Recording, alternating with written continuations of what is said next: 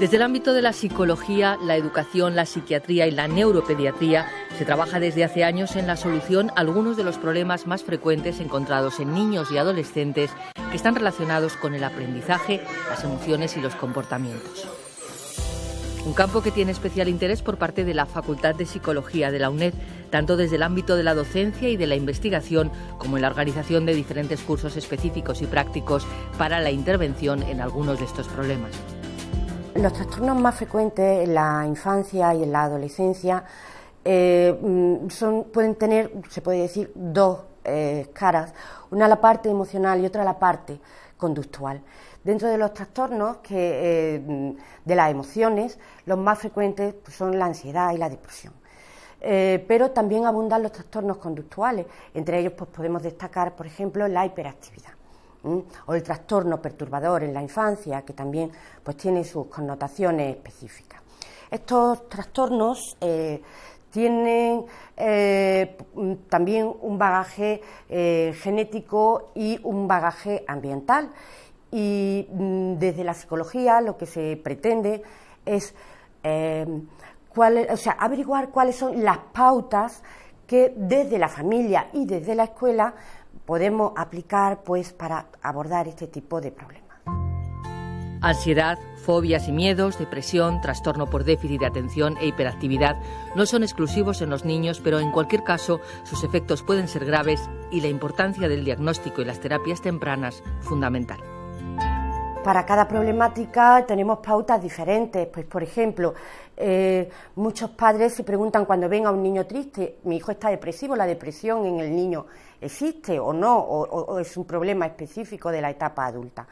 Entonces, aparte del diagnóstico de depresión, se puede decir que podemos crear un ambiente que al niño le favorezca la autoestima, que le dé confianza en sí mismo, ayudarle a resolver sus problemas, de tal manera que la depresión, por ejemplo, en este caso que estamos citando, deje de ser, se puede decir, algo que acompañe la vida del niño de forma cotidiana. También es verdad que cuando los problemas emocionales, como la depresión o la ansiedad, se desbordan, ya no vale con unas pautas que se puedan aplicar en casa, sino que ya hay que contar con la ayuda de un profesional. Ir al psicólogo y tratar este problema ya de forma más terapéutica. Los síntomas de unos y otros problemas pueden confundirse o aparecer combinados, lo que en términos clínicos se conoce como comorbidad. El diagnóstico, por ello, debe ser muy preciso. Uno de estos trastornos de diagnóstico complejo es el déficit de atención e hiperactividad. La investigación en este problema conductual, que se presenta con diferentes niveles de gravedad, se ha incrementado desde hace unas décadas. Básicamente, este trastorno consiste en una constelación de síntomas de desatención y una constelación de síntomas de hiperactividad e impulsividad. El diagnóstico puede ser triple. Puede haber predominio desatento, cuando los síntomas de desatención son predominantes, cuando hay 6 o más de desatención, pero menos de 6 síntomas de hiperactividad e impulsividad. A su vez hablamos de predominio hiperactivo, cuando hay predominio de los síntomas de hiperactividad e impulsividad, es decir, más de 6 y menos de 6 de desatención. Y cuando tenemos más de 6, tanto de desatención como de hiperactividad e impulsividad, hablamos del tipo combinado o mixto. Los síntomas nucleares son de desatención. El niño está atento, está distraído, no atiende la tarea, no atiende los deberes, no atiende las instrucciones que se le dan. En el espectro de la hiperactividad podemos ver que el niño se mueve mucho, que interrumpe, que se cuela en la fila, que molesta a los de al lado. Básicamente esto es lo que definiría los síntomas nucleares. Esto evidentemente puede tener mayor o menor nivel de gravedad, y es cuando pasa a unos determinados niveles de disfunción cuando hablamos de trastorno. Es decir, trastorno es algo que trastorna. Si el déficit de atención o hiperactividad no trastorna la funcionalidad del niño, entonces no podemos hablar del trastorno. Estos síntomas deben producirse en más de un ambiente, por ejemplo, entorno familiar y escolar, para descartar que un determinado ambiente sea el problema. En cuanto a las causas del trastorno por déficit de atención e hiperactividad, las investigaciones más recientes hablan de un predominio del factor genético sobre el ambiental. encontramos que hay una concordancia entre el 50 y el 80% del trastorno en gemelos monocigóticos, lo que nos lleva a concluir que claramente la varianza viene explicada sobre todo por factores genéticos. Una interesante línea de investigación en la actualidad es la importancia de los factores epigenéticos, que son aquellas variables bioquímicas que influyen en la expresión de los genes, ¿de acuerdo? Y que no afectan a las cadenas de ADN en sí mismas. Y posiblemente dentro de esta varianza genética una parte importante se deba a los factores epigenéticos, ¿verdad? Más allá de los factores genéticos y epigenéticos, pues las causas del trastorno serían de carácter ambiental, por ejemplo, perinatales. Las causas perinatales en la actualidad tienen menos importancia o se les está dando menos importancia en función de los resultados de la investigación que hace unos cuantos años. Los niños y adolescentes sufren también otros trastornos que no se consideran conductuales, sino emocionales, algunos de los cuales, como la fobia social, que pertenece al grupo de los trastornos de ansiedad, se está incrementando también en la población adulta. Los trastornos incluidos en la familia de la ansiedad, como fobias simples, fobias sociales, ansiedad generalizada, pánico, etc., afectan a más del 30% de la población adulta y al 17% de niños y adolescentes. En general presentan características comunes. Solo el denominado trastorno de ansiedad de separación es específico en niños y jóvenes, con una prevalencia de algo más del 5% en esta población. Es uno de los más frecuentes después de la fobia social. El trastorno de ansiedad de separación es un trastorno en el cual el niño presenta temor a la separación de los padres, de la casa, donde están los padres, etcétera, y presenta una sintomatología, es decir, diversa, ¿no?, de varios síntomas para su diagnóstico. Entonces, el niño puede tener una sintomatología somática, va al colegio y vomita. Esto es muy típico en estos niños, o no quiere ir, va al colegio y vomita, va la madre toda preocupada porque le llaman del centro y lo trae a casa, lo lleva a casa. Entonces, en casa, claro, no tiene manejo de habilidades comunicativas, manejo de habilidades de contingencias de reforzamiento, que es lo que hay que enseñarle, para saber qué es lo que tiene que reforzar y lo que no.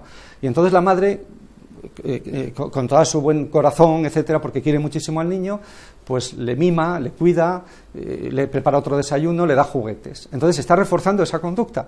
Entonces eso es lo que no se debe hacer, es decir, que entonces nosotros le damos pautas de extinción, por ejemplo, en ese caso. Como en otros trastornos, en la ansiedad intervienen factores genéticos, que son los que explican el 30% de la sintomatología. Pero hay otros factores de carácter constitucional y ambiental que hacen al niño y al joven más vulnerables.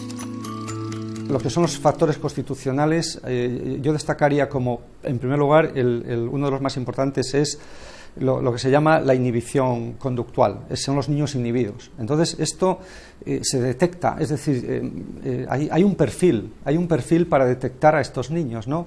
Estos niños cuando son bebés, pues son unos niños muy exigentes, muy irritables, muy quisquillosos, ¿no? Ya siendo bebés ya se pueden notar, ¿no?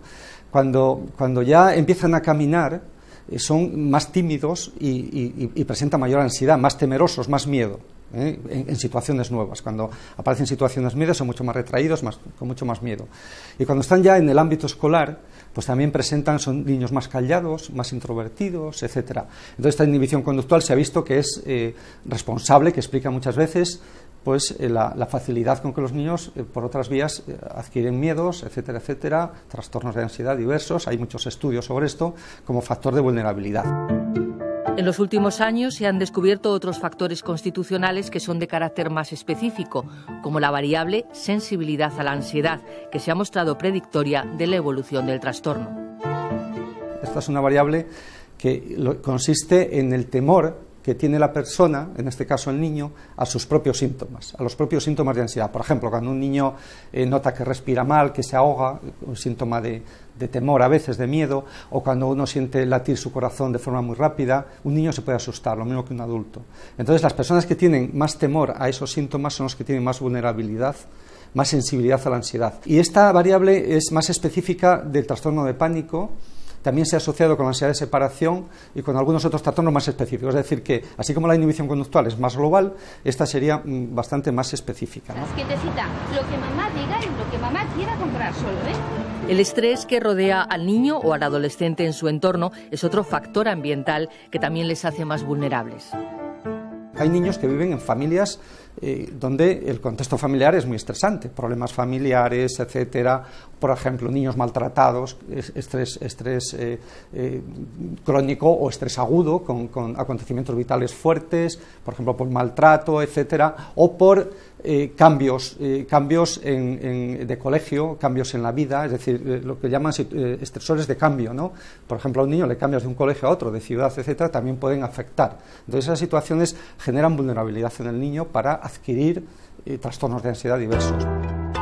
El apego o relación afectiva con los padres es otro factor ambiental que puede influir en el desarrollo de la ansiedad. Los padres deben transmitir a sus hijos la seguridad y el afecto que necesitan.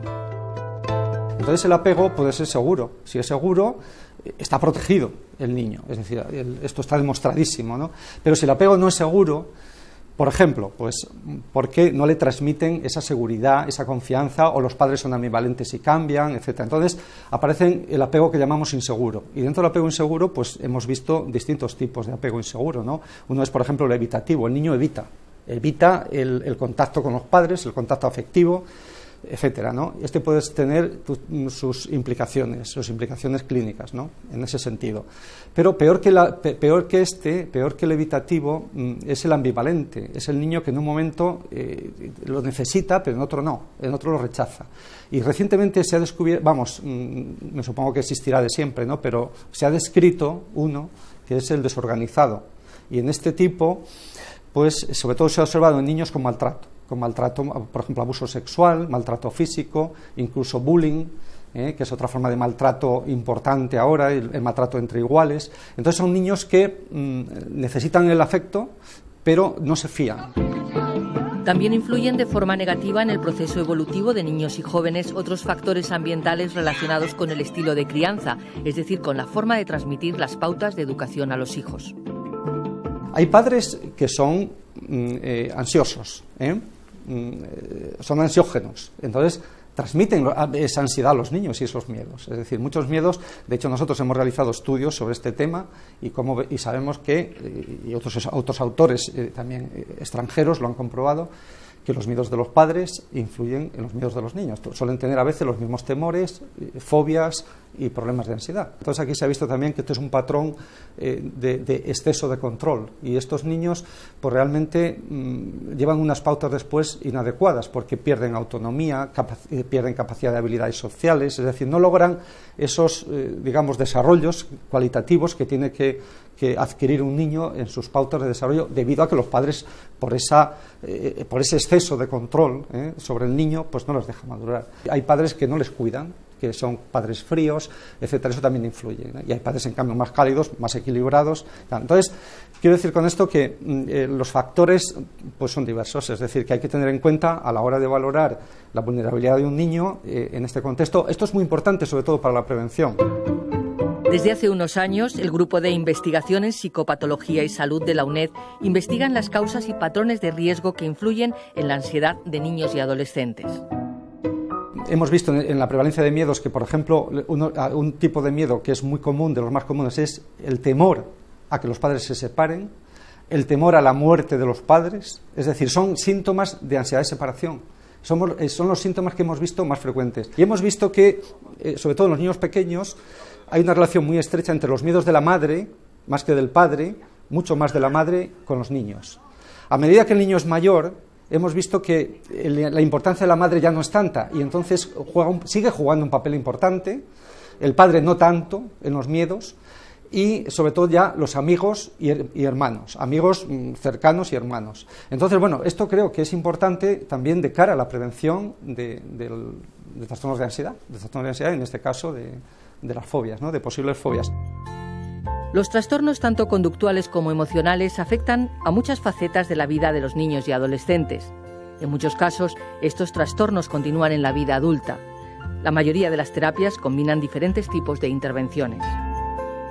En el caso del déficit de atención e hiperactividad, que se presenta con una importante diversidad de síntomas, los tratamientos son combinados con el objetivo de tratar tanto los síntomas nucleares como otros posibles trastornos comórbidos. Se combinan normalmente psicoeducación, tratamiento farmacológico e intervención psicológica y psicosocial, con especial énfasis en el contexto familiar y escolar. Y se están investigando otros tratamientos alternativos. Hay otros tratamientos que espero sean prometedores, como la terapia de neurofeedback, sobre la que vamos a desarrollar un proyecto próximamente nosotros. Y bueno, hay una pequeña eficacia que han mostrado algunos metaanálisis respecto del omega 3, combinado con EPA, con un ácido que se llama EPA, ¿verdad?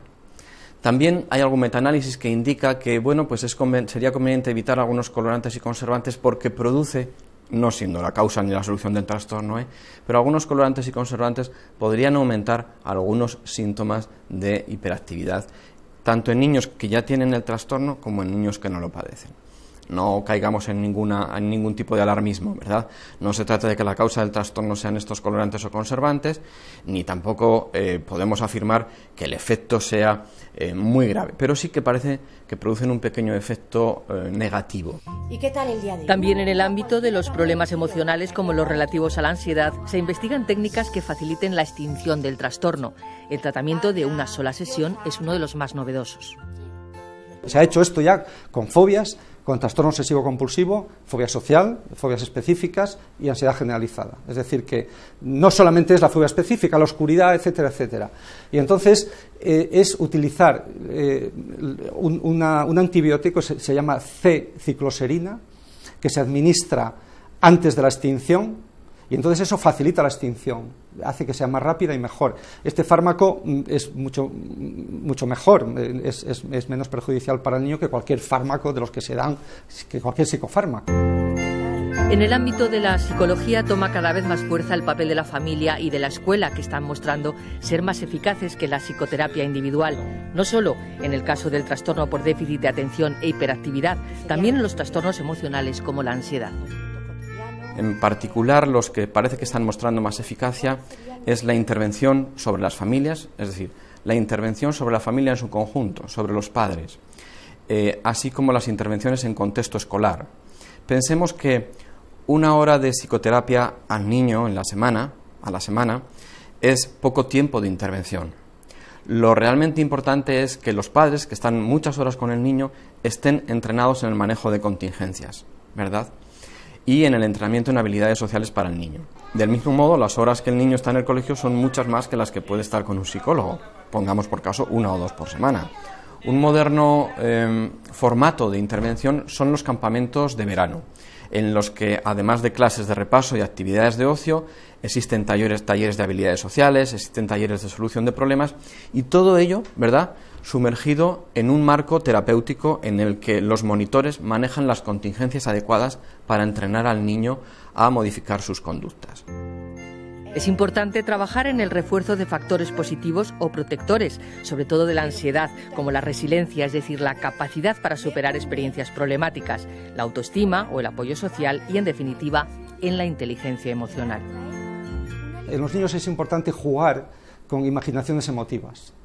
Esto no se utiliza tanto en el adulto. Imaginación emotiva es, por ejemplo, pues para hacer ciertas exposiciones, utiliza un héroe, Superman, Batman, y el niño ya deja de tener miedo. Un niño que tiene miedo a la oscuridad, pero que tiene a Batman con él, y además Batman le nombra a su comisario, ese niño se va a dormir aunque sea oscuro. Entonces, es decir, nosotros tenemos que utilizar estas estrategias. Hay algunos programas parecidos, como el de Kendall sobre el gato valiente, o que se las arregla, o habilidoso, como dicen algunos. En fin, el jugar también con animales, con la imaginación del niño, que es muy poderosa y es muy importante. Por ejemplo, cuando a un niño le contamos un cuento, si vamos un poquito más allá y le decimos, ¿cómo crees que se sentía el personaje de este cuento? ¿Qué crees que está pensando la persona con la cual estamos hablando? A la hora de ver una película es muy importante también sentarnos al lado de nuestros niños y comentar cosas sobre la película que estamos viendo. No simplemente estar ahí como un invitado de piedra al lado del niño. Leer cuentos juntos, comentar lo que ha pasado a lo largo del día. Cuando te diga el niño que ha discutido con fulanito en el cole, y por qué, y cómo te has sentido, y por qué crees que ha sido. Ayudar a todo este tipo de reflexiones. La inteligencia emocional ayuda al niño y al joven a comprender sus emociones y a controlarlas. Conocimiento de uno mismo, control de las emociones, de las gratificaciones, comprensión de los otros y hacia los otros son las habilidades, las competencias que se relacionan con el concepto de inteligencia emocional. Va en una especie de escala. Si no nos comprendemos a nosotros mismos, si no comprendemos nuestras emociones, difícilmente podemos comprender las emociones de la persona que tenemos enfrente. Si no sabemos identificar una emoción, difícilmente la podemos controlar.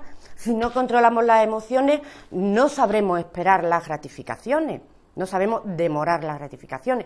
Y así vamos avanzando hasta llegar a este manejo de las relaciones, a sentirnos bien con los demás, a una buena comunicación, a que los demás se encuentren bien con nosotros. Y yo creo que pues estas 5 facetas es la clave de las personas que son apreciadas, que tienen éxito social, que saben manejarse tanto en el ámbito familiar como en el laboral. Y todo esto se puede aprender desde casa. El refuerzo o estímulo de la inteligencia emocional ayuda a la prevención de problemas y fomenta la adaptación social. Hay técnicas educativas, estrategias para fomentar esta inteligencia emocional en el ámbito educativo que se aplican tanto durante el aprendizaje académico como en las tutorías. Se trataría, por ejemplo, de indagar lo que está ocurriendo en clase o facilitar las habilidades de comunicación. Se puede hacer a través de juegos o de programas diseñados específicamente para ello. La propuesta, desde mi trabajo y en los cursos que imparto, es también formar al profesorado, porque cada vez más son los centros educativos que han tomado conciencia de la importancia de educar en valores, de la importancia de la inteligencia emocional a la hora de favorecer el aprendizaje, de integrar a los niños en la escuela, de que haya menos conflictos, porque todos pues sabemos últimamente pues los problemas que hay, no solamente ya en los institutos, en enseñanza secundaria, sino que cada vez son también más frecuentes en primaria. Hay muchos niños que están marginados en las aulas. Entonces, el enseñar en valores, el enseñar la comprensión que se pueden tener hacia los demás, pues yo creo que favorece también el aprendizaje académico, crear un clima agradable y no limitarnos a enseñar lo estrictamente académico.